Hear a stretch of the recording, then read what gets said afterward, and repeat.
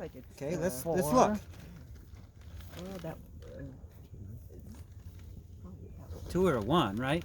It's really easy to get it mixed up and say, well, when you're talking to somebody, well, this was a 5 score. It doesn't go that way. 5 is bad, 1 is good. Okay, so just remember it starts with 1 rather than 1 is red, 5 is white. Okay. All right. Now the other neat thing is we have ideal conditions now. Bright sunlight. You know, not always are we blessed with that kind of working facility. We might have to do it in a barn. It's not, you got to just kind of adapt. If you read all the rules on FAMACHA scoring, they say and underline, always do it in bright sunlight. Well, gosh, we're farmers. We don't always have ideal conditions, right?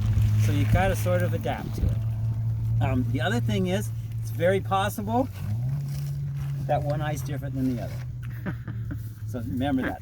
And you always take the lowest score. Like if this is a 2, and just by chance, if her other one was a 3, which it's not, it's a nice score, we take the 3 in deciding whether or not to deworm her. So, and remember, we're always deworming 3, 4, and 5s. There are some people that are super concerned about creating a big refugia, of genetics in their flock.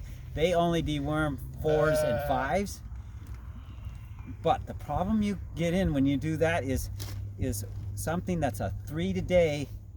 If there's a lot of worm pressure on that animal, she might be a 4 2 weeks from now. And if you don't catch her in time, she might be dead 2 weeks later.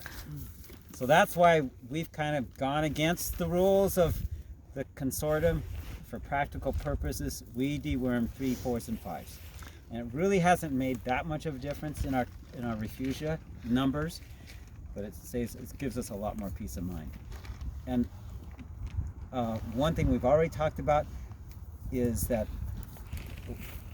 the question is, well, how often should I FAMACHA score? I mean, it's a really good question, and the answer is as much as you need to, which really doesn't tell you anything until you start experimenting on your own flock.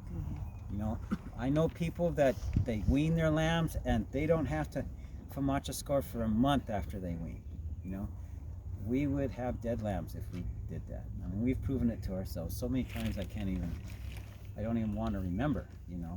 So that's why we deworm we FAMACHA score after weaning. All the lambs go through that race every 2 weeks.